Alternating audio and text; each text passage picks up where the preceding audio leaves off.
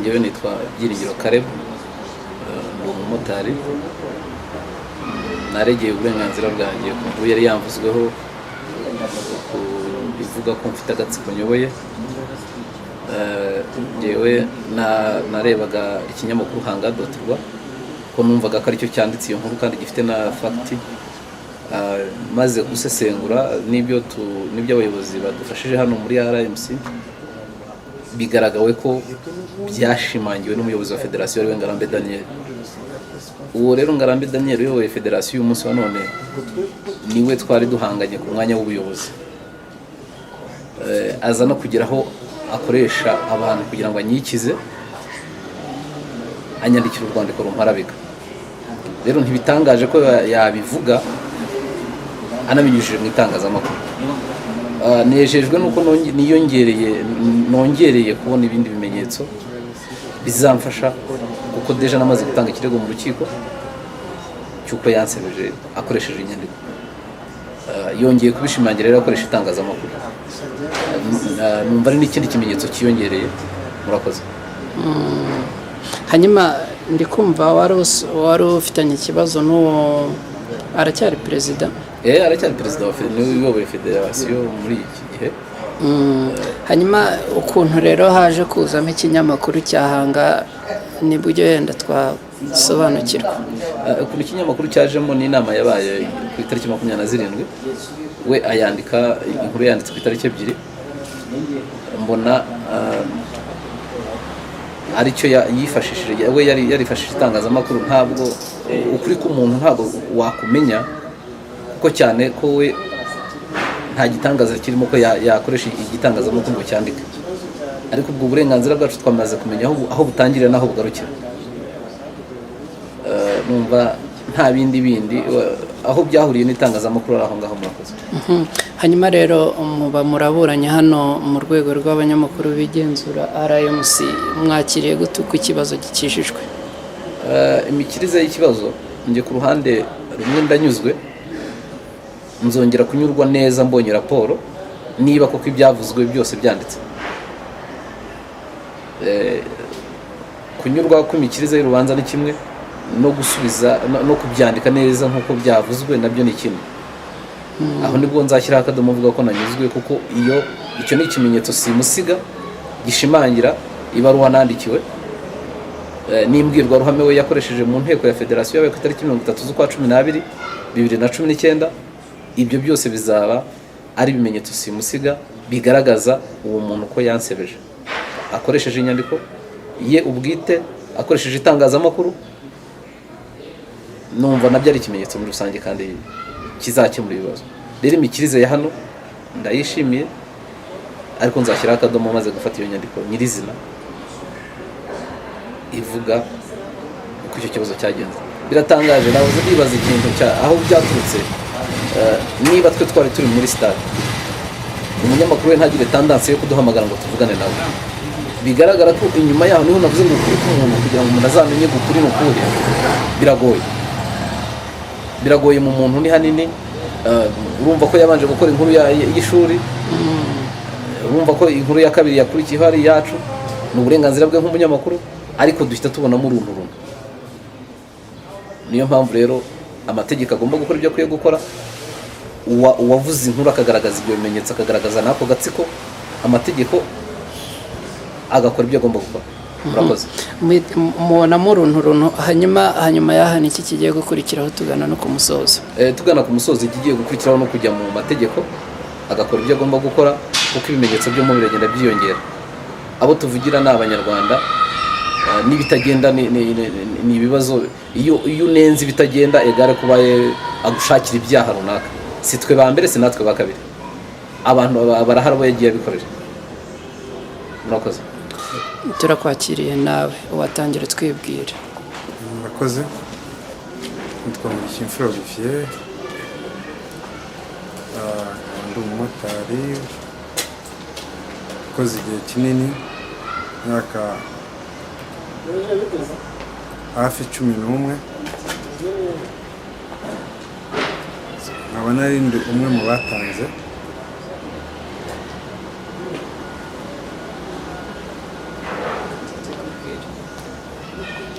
hanyuma nawe uri mu bari bareze rero ikinyamakuru cyahanga.rwa urubanza murabona rukijijwe gute se murabyishimiye? Urubanza ni ibiganiro dukoze, umwanzuro nyirizina ntabwo turawubona, ariko ibiganiro byo twakoze byagenze neza, ubwo hasigaye no kuzaba umwanzuro uzavamo, nabyo turabishimira RMC ndetse na leta y'u Rwanda yashyizeho uburyo umunyarwanda wese ugize ikibazo agira aho abariza. Mu biganiro mwakoranye bababwiye iki? Mu biganiro twagiranye twasobanukiwe, tugisoma inkuru twumvaga yuko hari ukuntu yatekinitswe, ariko umunyamakuru wayikoze agaragaje yuko ari byo yakuye muri press conference, ariko iyo press conference twe ntabwo twari tuyirimo. Tubona yuko yakotinze ibyavuzwe n'umuyobozi wacu, so biza kugaragara yuko nta kibazo, nubwo nifuzaga yuko koti nayo navuze ibyo nayo nagaragarije inzego zari zihari, abayobozi, meya w'umujyi yari ahari, abamwungirije mu turere bari bahari, bahagarariye uturere nako, ndetse na generale ubwe nawe yari ahari. Numvaga yuko icyo nagaragaje yuko muri uyu mwuga wacu w'abamotari harimo ibibazo byinshi bitandukanye, birimo imikorere mibi, kubaho mu makoperative adafite icyo atumariye, imyaka 11 usora, ndetse utegekwa byinshi byo gukora ariko nta nyungu ubibonamo usibye kugura umuhanda gusa cyangwa kugira ngo ubone inzira ucamo. Ibyo byose twari twagaragarije izo nzego yuko ugerageje kubigaragaza haba ari mu buyobozi, tubasaba wenda kugira ibyo bahindura cyangwa se kugira ibyo badufasha, yuko umuntu umuyobozi uriho inshuro nyinshi amuhimbira ibyaha. Ibyo bigaragara kuko nanagaragaje yuko ako karengane atari bwo bwa mbere jyewe ubwanjye nagakorewe, narabigaragaje nitangaho urugero. Ibyo rero numvaga yuko byakagombye mu nkuru yakoze yuko nako kantu yakagombye mu mwanya wo kunyandikaho agatsiko cyangwa se udutsiko, yakagombye kuba yaragaragajemo nk'umuntu wavuzwemo gihe nk'Urukimfura Olivier, nanjye yakagombye kuba yarakotinze wenda ibyo navuze muri iyo nama, nabyo akagira icyo byandikaho, nibwo byari kunshimisha. So twari twibaje rero yuko iyo nkuru tekinitse, ariko urumva yuko yabikuye muri press conference, nta kintu cyo kubivugaho ko batugaragarije ko inkuru ikozwe mu buryo bwujuje amategeko. Ubu igisigaye ni ukureba yuko natwe azaduha umwanya kuri iki kinyamakuru cyiwe, natwe tugatangaho avi yacu uko tubyumva n'impamvu umuyobozi akunda kudukora harassment. Ashobora kubaha umwanya cyangwa ntawubahe, mwiteguye gukurikizaho iki? Twabonye yuko mu itegeko tubyemerewe n'amategeko, ntabwo ari byo tumusaba. Ubwo nimba ari ku itegeko ribiteganya azabikora, aramutse atabikoze kandi amategeko abitwemerera, ubwo tuzajya mu zindi nzego, nta kibazo twe dufite kandi turiteguye rwose. Twagushimira rero, kereka niba hari ikindi wongeraho.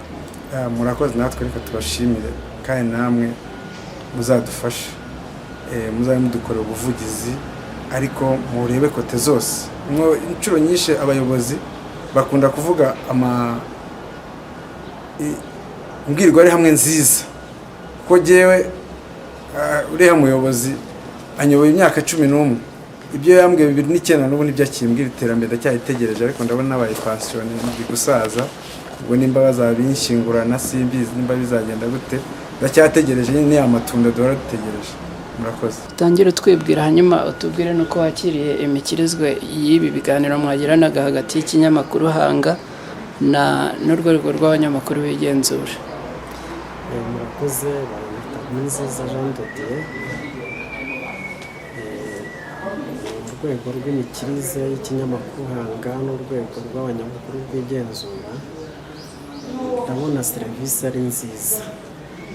Ikibazo nari nagize muri iyo mikorere y'icyo kinyamakuru, numvaga ko ibyavugiwe mu nama, amazina yanjye atagaragaye mu nama rusange y'abamotari yari ihari, ariko kirasubijwe kuko naje kumenya ko hari indi nama abanyamakuru bagiranye n'abayobozi, bakababwira amazina y'abantu batekereza ko baba bari inyuma kubwira abamotari ko ibikorwa biriho atari byiza, nanjye gashyeka amazina yanjye akazamo. Ubwo rero nta mpungenge, nta no gushidikanya kundi, amatsiko nari mfite ararangiye.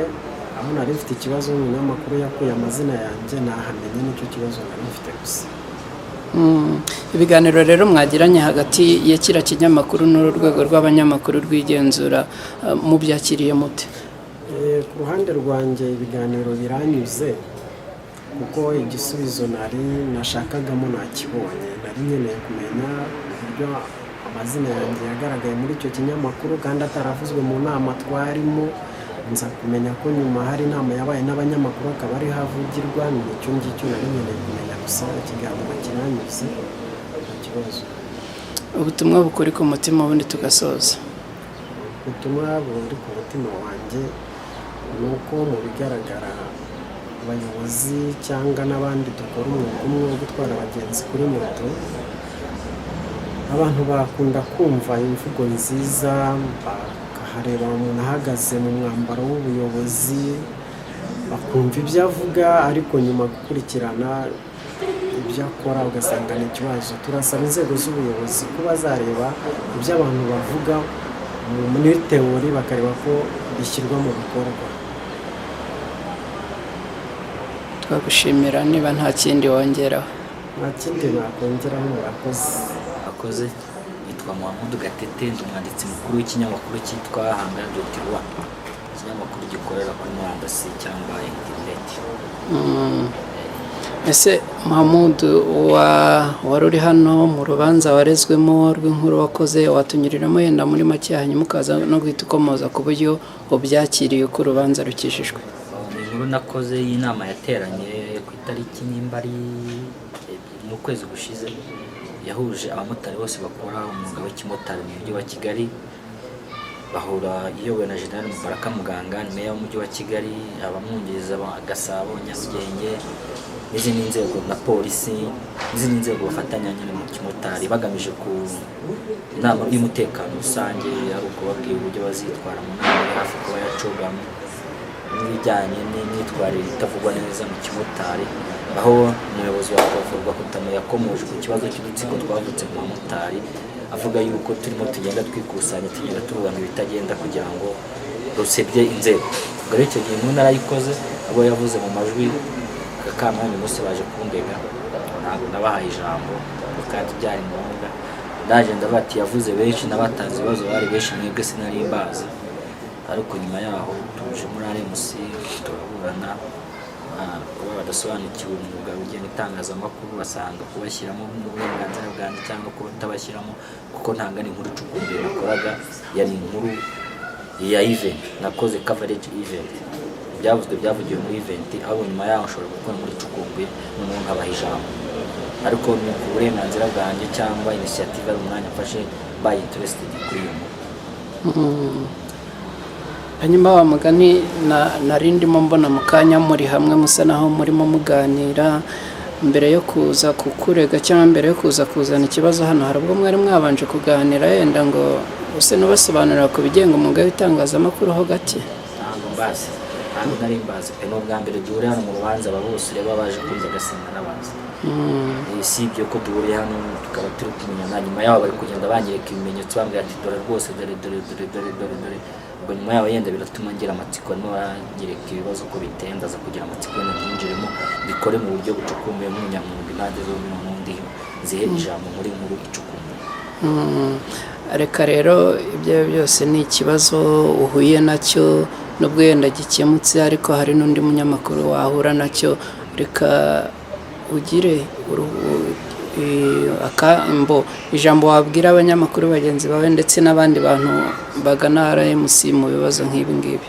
Icyo nababwira ni uko RMC mu rwego rw'igenzura rw'abanyamakuru, imikorere yarwo turarushima. Urabona nanyuzwe, imikirize y'urubanza ndishimye, kuko abo bari barangishyizemo ko nabarenganyije, ariko basanze yuko suruse yaturutse aho yaturutse bayibonye, nabo ubwo babanje kubona ko banyuzwe, ahubwo barasaba imyanzuro ko nka fagita n'ikimenyetso, ko ndabona bafite ibintu byinshi mu nkiko bagiye gukurikirana, yenda bakarega kugira ngo nacyo bakigire nk'ikimenyetso mu byo ko bashobora kuba bagikomeje gutotezwa niko babifashe ubwo yenda ibindi bazabikurikirana mu nkiko. Njye nk'umunyamakuru natangaje ibyavuzwe mu nama, urumva nashimira RMC bashije kuduhuza n'aba bantu bakaba bagizwe nanjye namenyuzwe, nyuma nta kintu navuga, urwego rukora neza cyane.